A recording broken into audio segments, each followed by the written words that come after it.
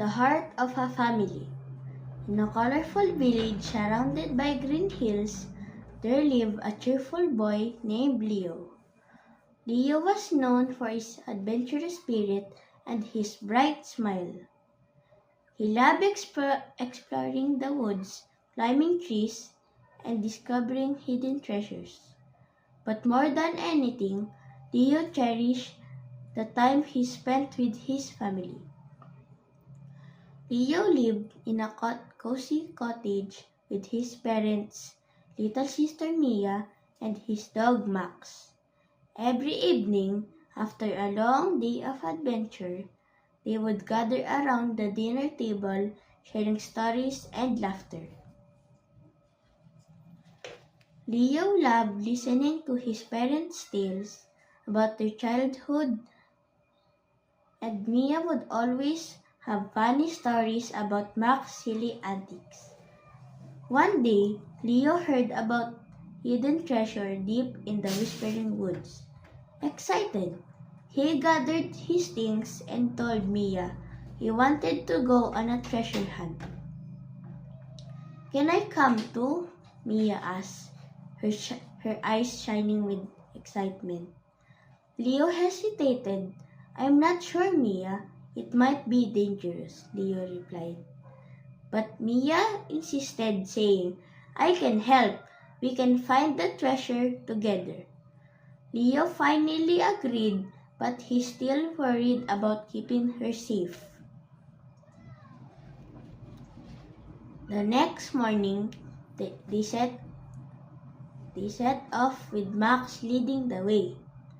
The sun was shining, and the birds chirped happily as they ventured into the woods.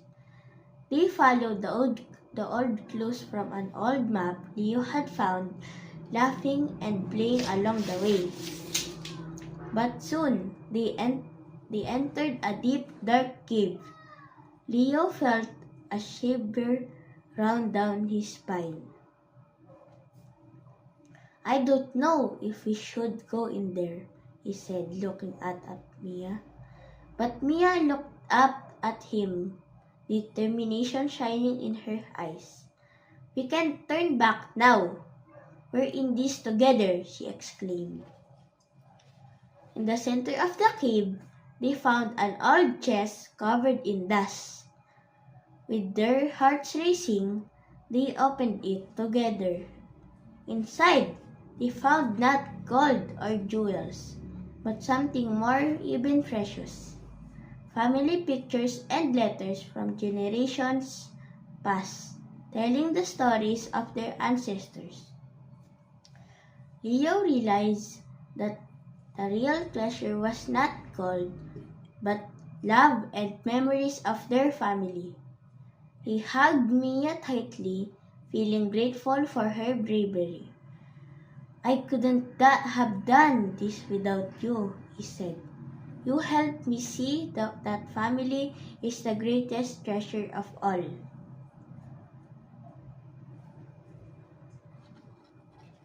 That evening, the family sat together, sharing stories and laughter, just as they always did. Leo understood that family was supporting each other, facing fears together, and creating memories that would last a lifetime. From that day on, Leo never hesitated to include Mia in his adventures. He realized having family by your side makes every journey more special, and together they could conquer anything. And so, in their little cottage, surrounded love and laughter, Leo learned that family is not about sharing a home, it's about being there for each other, no matter what challenges life may bring.